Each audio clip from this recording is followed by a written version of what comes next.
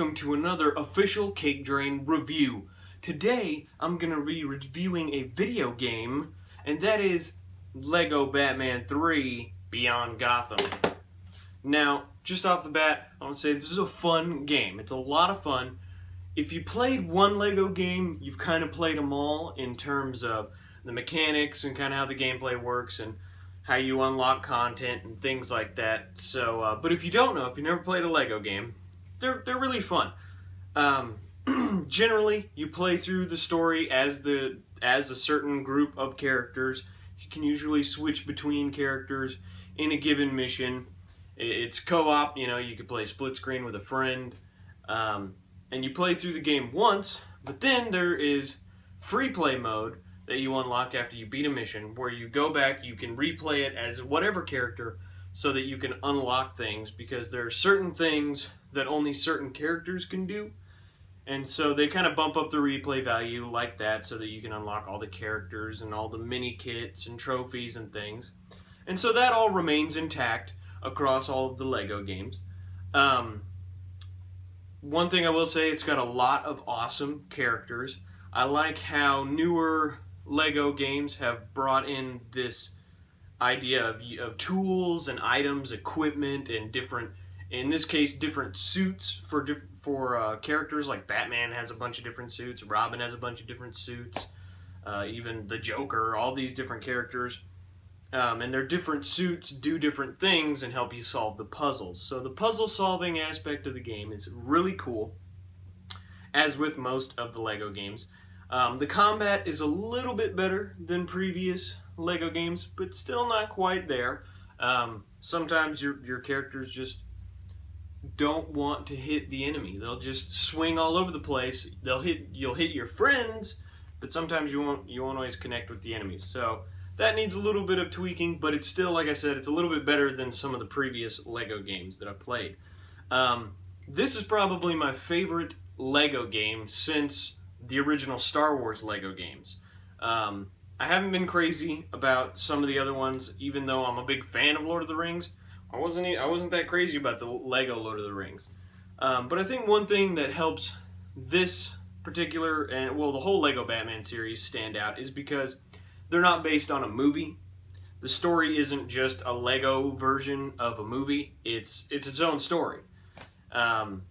Now, the DLC, there are some DLC packs in the game that do like a mission from the Dark Knight trilogy. There's a mission from Man of Steel.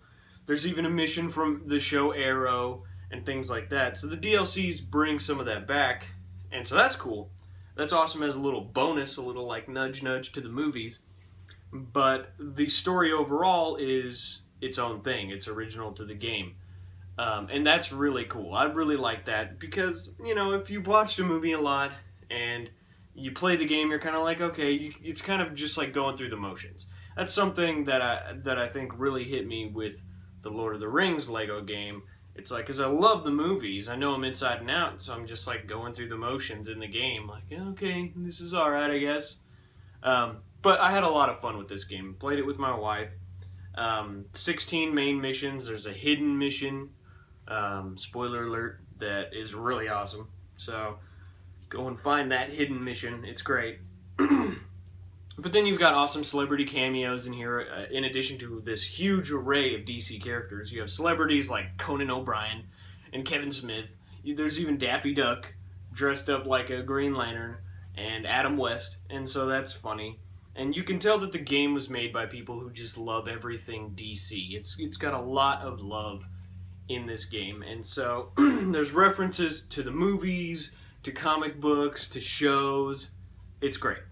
It's great. If you love DC, this is a love letter to DC, and I think that really comes across. It's not just, hey, let's capitalize on a movie. You know, let's just make a Lego game for a movie to kind of capitalize on the success of that movie. No, it's not like that. It's like, hey, let's just make a Lego game that celebrates everything DC, you know? And that's awesome. Excuse me. So, mechanics-wise, like I said, it's kind of the same. A couple criticisms I had. The main criticism that I had, really, was with the camera. If you played a lot of these Lego games, you know what I mean. When you're playing by yourself, it's not that big a deal. But these games are best experienced with a partner, co-op. And so you have two options whenever it comes to co-op. You can do the default dynamic, it's called dynamic split screen, which basically what happens is it's a single screen until your characters get a certain distance apart from each other, and then a split is created in the screen. And that split isn't fixed. It moves around depending on where your characters are at in the world. Now that sounds, in theory, like a great idea. In action, in reality, it is not a good idea. It is terribly disorienting, and it just spins around if you're moving. It's freaky. Like, really, really hard to get used to. But luckily, in this game, they have an option to do a fixed split screen. This is how me and my wife played it, and that's just like what it sounds. It's a fixed split in the middle of the screen, depending, or no matter where you're at. You know, I could be over here, she could be over here, it's still split this way, you know.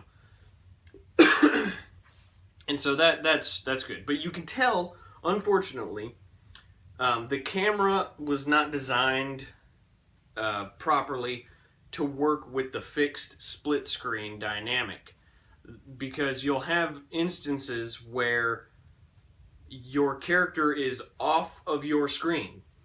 You cannot see them. You can't hardly see them if you move the camera. Camera control in the game is extremely limited. You could barely move it with the right stick.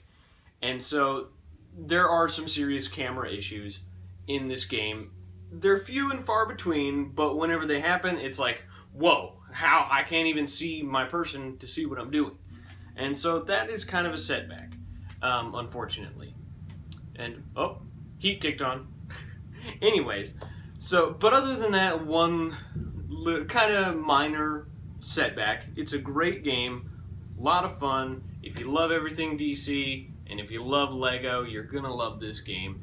Fun experience, a lot of replay value, a lot of content. The DLC packs are great as well, and they're relatively cheap as far as DLC is concerned.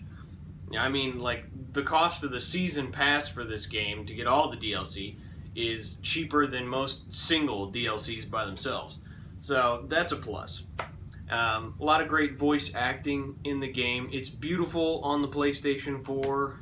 But I mean, Lego games, they don't have to have a ton of graphical properties. So you know, it probably look, if you have an older gen console, it'll probably look great on that.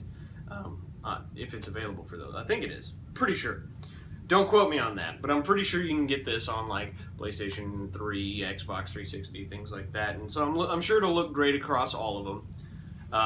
And so for my rating, on a scale of 1 to 10, official CakeDrain rating, I'm going to give it, you probably guessed it by now, 8 out of 10.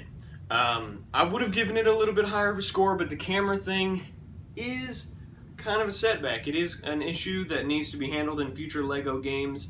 The camera needs to be able to flow better, and the split screen definitely needs to be fixed somehow. I remember in the original Lego games, there was no split screen. Your characters were just in one single screen, and you just couldn't get too far away. Now, they changed that so that you could have characters on really far ends doing things, because there are a lot of puzzles that involve one character to go way over here to unlock something so that the other character can come through. So I understand that, but there are just some minor tweaks that need to be made. Like I said, again, overall, fun game. Go buy it if you love DC and Legos. Alright guys, thanks for sticking around and watching this official CakeDrain review. Be sure to go over to Drake's channel, check out all of his videos. He does all kinds of vlogs and awesome stuff.